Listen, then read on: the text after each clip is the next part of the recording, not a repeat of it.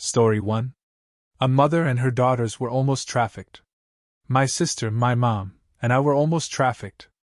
We are originally from the Balkans, now living in Germany. When my parents divorced, my mom took us for a holiday back home. The bus drive was 30+ hours. We almost arrived, and my uncle was supposed to pick us up at the bus station. But we didn't arrive. It was around 11 p.m., and the bus driver said we had a flat tire in the middle of nowhere. There were 3 other women left in the bus. They started crying, since they told us there were some nice taxis waiting for us on the street to bring us to our homes. Which, in retrospect, was ridiculous since we all lived in different cities. But my mom and sister already got into the taxi, bags in the trunk. Then the women started screaming and crying, trying to call their husbands. Luckily, one husband wasn't living far away, so he came with his family, and the bus drivers were scared and the taxis left.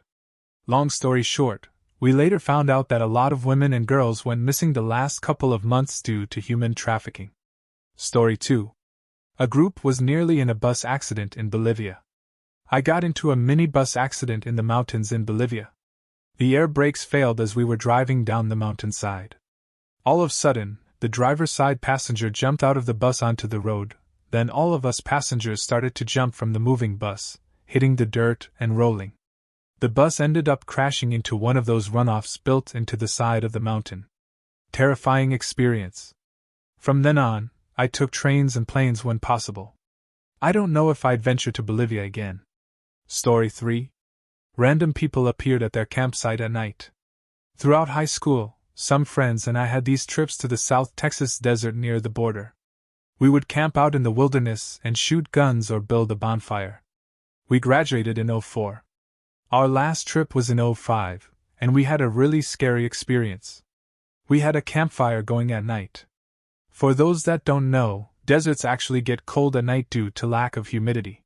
So we had a campfire going, and 3 guys came out of the darkness into the light of the campfire.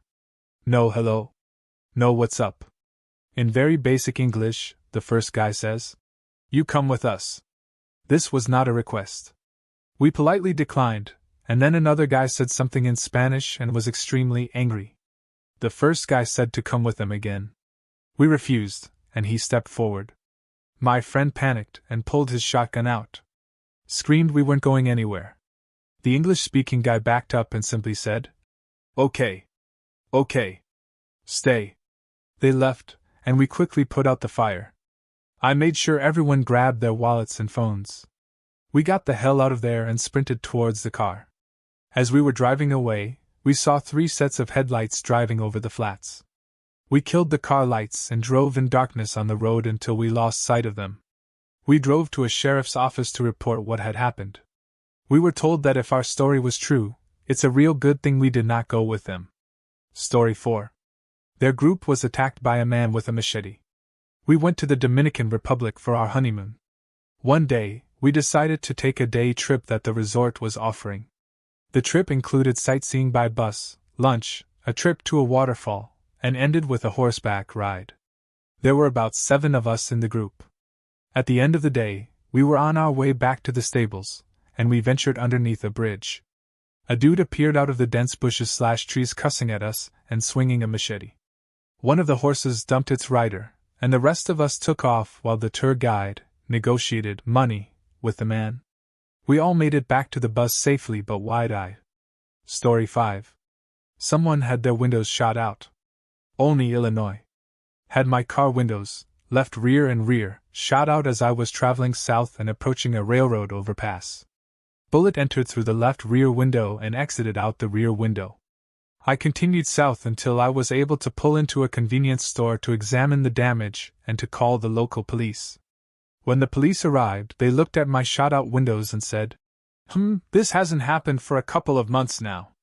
So it must be a somewhat regular thing in Olney, Illinois, for the cop to be so blasé about it. I will never go back to that place." Story 6. They found an incredibly dangerous highway exit. Littlewood exit in Louisiana. It was dark as shit, every sign and street lamp had bullet holes in it. Same night had a car burning on the side of the road. Apparently, someone was burned to death in the trunk of the car that night. I'll never take that exit again even if there is daylight with police presence. Story 7. A couple had a rough night in Thailand. Pai, Thailand? When I was dating my girlfriend, we went there. Pai is sort of out in the nowhere and popular with hippie hipster tourists. They also shot some famous Asian movies in this village, so it was still quite popular. First thing we noticed was how many stray dogs there were. It was not normal, about 20 dogs wherever you go, and they just walked into restaurants to beg for food, etc. They were all super friendly and chill. When we went there was this huge reggae event. We went there, and it lasted till 2 a.m. or so. You had to catch the shuttle bus to get back into the village since it was far out in the fields. When we were back in the village, we couldn't find where we parked our scooter. It was scary to search for your bike in the middle of the night with a lot of dogs following us and just watching us. When we finally found the bike and drove back to our resort, something strange happened. We saw a lady in the middle of the road at 3 or 4 a.m. at this point dressed in a long black dress and long black hair in the middle of the road we had to pass to get to the resort. She was flailing her arms around but didn't move her feet or move at all, and there were 30 or so dogs in a circle around her barking like crazy, but none of them went close to the lady. I thought I was seeing things, but my girlfriend saw it, too, and I told her to keep driving and don't stop. The resort was nearby, so we wanted to warn them that maybe someone needed help. But there was nobody to be seen for some reason. The barking also stopped, and we decided to get to our room and sleep. Well, nope. Over the night, we heard someone knocking on our door and window every now and then. Heard the dogs in the distance again, out of the gate, and it continued. The next day, we decided to get the F out of this town, but every single bus was full due to this reggae event. I decided to pay a driver who approached us for a private drive for 4 times the price, but we just said, "Yes, get us out of here." To this day, we still don't know what it was about and felt so bad if it was really a lady who was just crazy and needed help, but every alarm went off, and I think it was a good call to keep driving. I hope. Story 8. Someone was taken by a shark. Egypt. Went swimming with a group in beautiful coral reefs, being careful of the reef, of course. We saw a few large sharks in the distance, and decided it was best to return. One stranger didn't return. Saw the whole thing happen. It was quite brutal. Story 9. They heard a cartel enforcer confess. A bar in a terrible port city in Mexico. Electrician I had been working with for a few days gets hammered and decides he needs to confess about his time working as an enforcer for the cartels in Haiti. The work we were doing, electrical stuff on ships, he could have ended me at any time, and it would have been just another work accident. Story 10. A dead man was sleeping next door. We were fixing to move from Oklahoma City to Florida. My husband was in the process of getting out of the Air Force. We had already outprocessed our base housing, and we were staying at a motel till we could leave. One night, our dogs started to bark. We woke up and told them to be quiet. The next day, we were coming back from getting some supper, and there were cops and a coroner outside the hotel. We go in, and they don't let us go to our room. I am standing holding my 1-year-old son as they wheel out the body of the guy from the room next door. Story 11. They nearly ate in a dangerous neighborhood. Back in 2014, I was with my study abroad class in the Old Town area of Brussels, so the most touristy area. I was with 3 or 4 other white American college girls, so not alone. Just a block or 2 from the main gorgeous square was a street we had been told had loads of affordable restaurants. When we get to said street, the men in front of the restaurants told us verbatim, "This place isn't safe for little girls." We got the F out of there really quickly because that was such a weird and creepy thing for the restaurant staff to tell us. Story 12. They were put in the basement for a night of the trip. Halifax a few years ago. Lovely city, and I would go back in a heartbeat.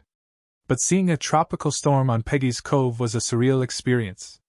It hit the day I was supposed to leave. My flight was cancelled. I got really sick that day, too, so it was a blessing in disguise. Plus, the hotel I stayed in was allegedly haunted. A small little home turned into a hotel. I had to move into the basement on the last day as my room was booked. Thank goodness they had a room for me to move into. But that hotel won't go back. Nope. The basement was scary as F. Ironically, I went to the gravesite as part of the Titanic tour and felt more relaxed there.